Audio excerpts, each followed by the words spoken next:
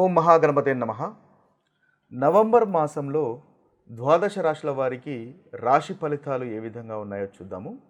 ముందుగా ఈ నవంబర్ మాసంలో ఉన్నటువంటి గ్రహస్థితిని ఒకసారి మనం గమనించినట్టయితే, ఈ మాసంలో ముఖ్యంగా మనకి గురువు కర్కటక రాశిలో సంచారం చేస్తున్నాడు. అదేవిధంగా శని మీనరాశిలోను, రాహు మనకి కుంభరాశిలోను, అదేవిధంగా కేతువు సింహరాశిలో సంచారం చేస్తున్నాడు.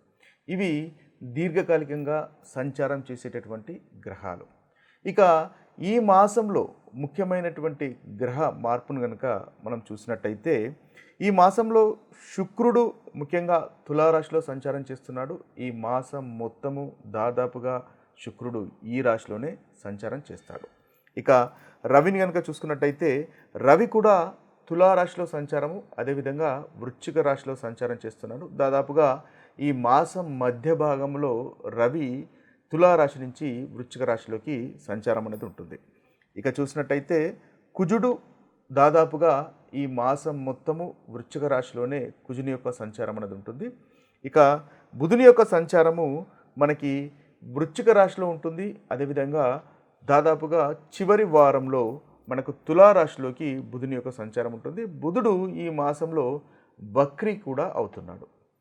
ఇది స్థూలంగా ఈ మాసంలో ఉన్నటువంటి గ్రహస్థితి. ఈ గ్రహస్థితిని ఆధారంగా చేసుకొని ద్వాదశ రాశుల వారికి ఎలాంటి ఫలితాలు ఈ మాసంలో కలుగుతున్నాయో చూద్దాము.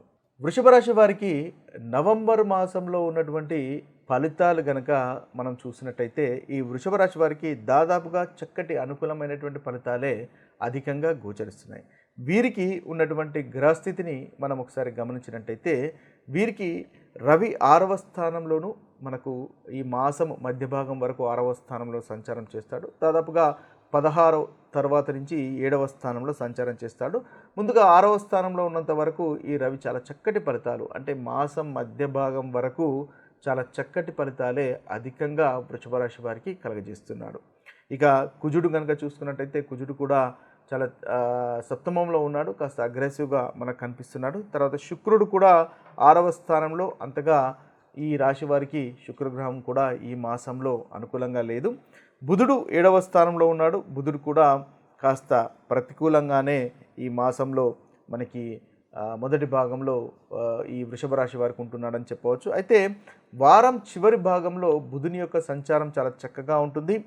శని మీకు 11వ స్థానంలో సంచారం చేస్తున్నాడు. శని యోగకారకుడు, భాగ్యాధిపతి, అదేవిధంగా మీకు కేంద్ర కోణాధిపతి అయినటువంటి శని చాలా చక్కగా అనుకూలంగా మనకు వృషభ రాశి వారికి ఉన్నాడు. కాబట్టి మీకు శని యొక్క అనుకూలత అనేది అధికంగా మనకు గోచరిస్తుంది. రాహువు దశమ స్థానంలో ఉన్నాడు. కేతువు 4వ స్థానంలో ఉన్నాడు. గురువు 3వ స్థానంలో ఉన్నాడు. ఇవి స్థూలంగా ఈ రాశి వారికి ఉన్నటువంటి గ్రహస్థితి. అయితే ఈ గ్రహస్థితిని ఆధారంగా చేసుకొని వీరికి ముందుగా అనుకూలమైనటువంటి ఫలితాలు ఏ విధంగా ఉన్నాయో చూద్దాము.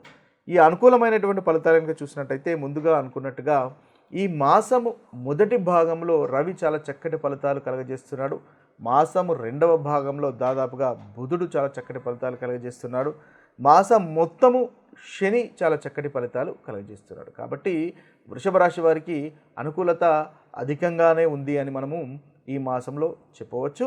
అయితే ఈ అనుకూలమైనటువంటి ఫలితాలు కనుక మనం ఒకసారి చూసినట్టయితే, ఈ వృషభ రాశి వారికి రవి 6వ స్థానంలో సంచారం చేయడం వల్ల శత్రువులపైన విజయము అనేది ఉంటుంది. ఆర్థిక అభివృద్ధి అనేది పెరుగుతుంది. మీరు తీసుకున్నటువంటి అప్పులు తిరిగి ఇచ్చేటటువంటి అవకాశాలు మనకు అధికంగా కనిపిస్తున్నాయి.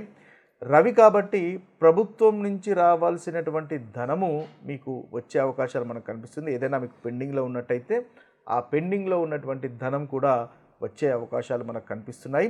తృప్తికరమైనటువంటి భోజనం ఉంటుంది. కష్టాలు బాధలు తొలగిపోయి మొదటి భాగంలో అనుకూలత అధికంగా మనకు వృషభ రాశి వారికి గోచరిస్తుంది. మానసికంగా సంతోషంగా ఉంటారు. ముఖ్యంగా రవి వీరికి 4వ స్థానాధిపతి. ముఖ్యంగా వీరికి మొదటి భాగంలో 6వ ఇంట్లో సంచారం చేస్తున్నాడు. కాబట్టి ప్రాపర్టీస్కి సంబంధించినటువంటి విషయాల్లో చాలా చక్కగా మొదటి భాగంలో ఉంటుంది. అదేవిధంగా వాహనానికి సంబంధించినటువంటి విషయాల్లో చాలా చక్కగా ఉంటుంది. విద్యార్థులకు అనుకూలంగా కనిపిస్తుంది. తల్లిగారి యొక్క ఆరోగ్యం కూడా ఇబ్బంది పడుతున్నట్టయితే తల్లిగారి యొక్క ఆరోగ్యం కూడా కుదుట పడుతుంది. సమాజంలో గౌరవ మర్యాదలు పెరుగుతాయి. మొదటి భాగం చాలా అనుకూలంగా ఉంది కాబట్టి అసాధ్యమైనటువంటి పనులు కూడా మీరు సుసాధ్యం చేసేటటువంటి అవకాశాలు మేషరాశి వారికి నవంబర్ మాసంలో అధికంగా కనిపిస్తున్నాయి. ఇక చూసినట్టయితే వీరికి ముఖ్యంగా 6వ స్థానం అంటే శత్రువులపైన విజయం ఉంటుంది. ఆరోగ్యం అనేది ముఖ్యంగా మెరుగుపడేటటువంటి అవకాశాలు కనిపిస్తున్నాయి. ప్రయాణాల్లో కూడా ఈ మొదటి భాగంలో చేస్తున్నటువంటి ప్రయాణాలు కూడా రవి వల్ల చక్కటి అనుకూలత అనేది కలుగుతుంది. మీరు అనుకున్నటువంటి పనులు పూర్తి చేయగలుగుతారు. ఇంకా చూసినట్టయితే చివరి భాగంలో బుధుడు కూడా చాలా చక్కగా అనుకూలంగా మనకు వృషభ రాశి వారికి కనిపిస్తున్నాడు. బుధుడు వృషభ రాశి వారికి రెండవ అధిపతి, అదేవిధంగా పంచమాధిపతి. కాబట్టి ధనానికి సంబంధించినటువంటి విషయాల్లో, సంతానానికి సంబంధించినటువంటి విషయాల్లో, ఇన్వెస్ట్మెంట్స్కి సంబంధించినటువంటి విషయాల్లో ఈ మాసం యొక్క మాసం చివరి భాగంలో, ఈ చివరి వారంలో చాలా చక్కటి ఫలితాలు మీకు కలుగుతాయి. ముఖ్యంగా అన్ని రకాల సదుపాయాలు మీకు అమర్చుకోగలుగుతారు. ఈ మాసంలో ఉద్యోగం గురించి చూస్తున్న వారికి ఉద్యోగం కూడా కలుగుతుంది. ధైర్యం అనేది పెరుగుతుంది. గౌరవ మర్యాదలు పెరుగుతాయి. అదేవిధంగా తండ్రి గారి యొక్క అభివృద్ధి ఉంటుంది. ధనం అనేక విధాలుగా వచ్చే అవకాశాలు కనిపిస్తున్నాయి. మానసికంగా కూడా సంతోషంగా ఉంటారు. ఇక శని మీకు ఎలాగూ చాలా చక్కటి ఫలితాలు కలుగజేస్తున్నాడు. శని లాభస్థానంలో ఉన్నాడు. శని వల్ల ఆరోగ్యం బాగుంటుంది. భాగ్యాధిపతి, అదేవిధంగా మీకు కోణాధిపతి, కేంద్రాధిపతి, యోగకారకుడు. కాబట్టి వృత్తికి సంబంధించినటువంటి విషయాల్లో చాలా చక్కగా ఉంటుంది. లాభస్థానంలో సంచారం చేస్తున్నాడు. అదేవిధంగా ఏదైనా స్పిరిచువల్ రిలేటెడ్కి సంబంధించినటువంటి విషయాల్లో కూడా అనుకూలంగా ఉంటుంది. సంతాన ప్రాప్తి ఉంటుంది. ప్రయత్నం వల్ల కార్య జయము అనేది ఈ మాసంలో మనకు వృషభ రాశి వారికి చూడవచ్చు.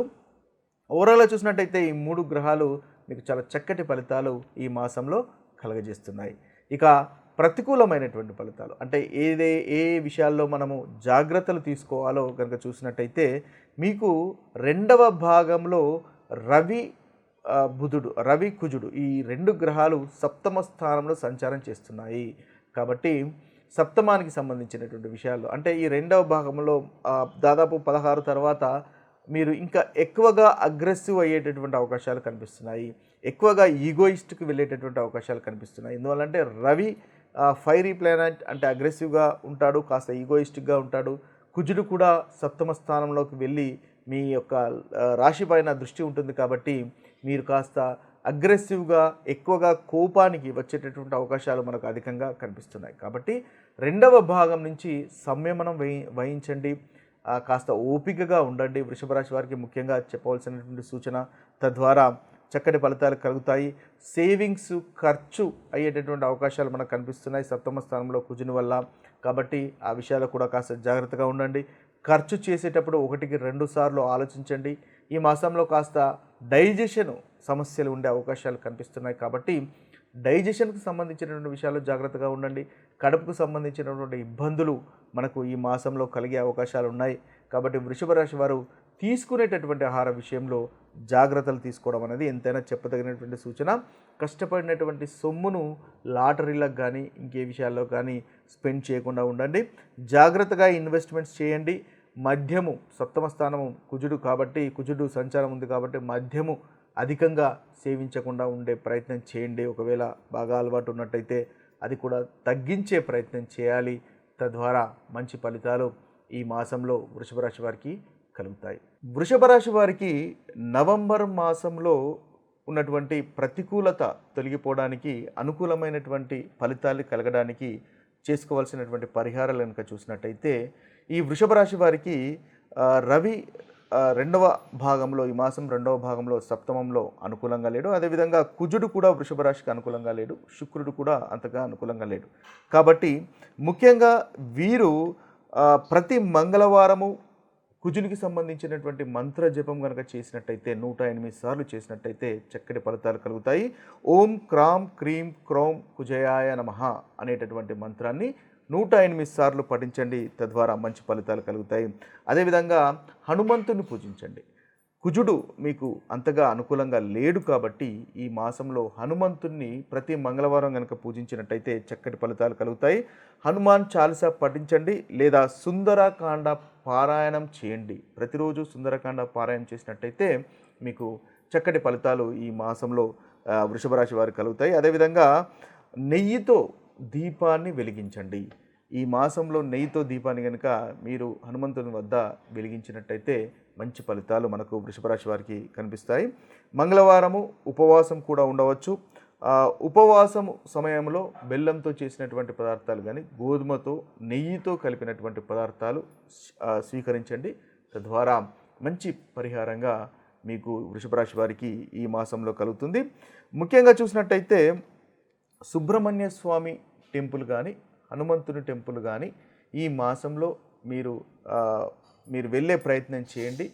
తద్వారా మంచి ఫలితాలు వృషభ రాశి వారికి కలుగుతాయి. ఏదైతే ప్రతికూలమైనటువంటి ఫలితాలు ఉన్నాయో ఆ ప్రతికూలమైనటువంటి ఫలితాలు ఈ మాసంలో మీకు తెలియపోతాయి. ఇవి స్థూలంగా మనకు ద్వాదశ రాశుల వారికి ఉన్నటువంటి పరిహారాలు. మరొక వీడియోలో మరొక రాశి ఫలితాలతో కలుద్దాము. అంతవరకు సెలవు. సర్వే జన సుఖినో భవంతు. సర్వే సుజన సుఖినో భవంతు. నమస్తే.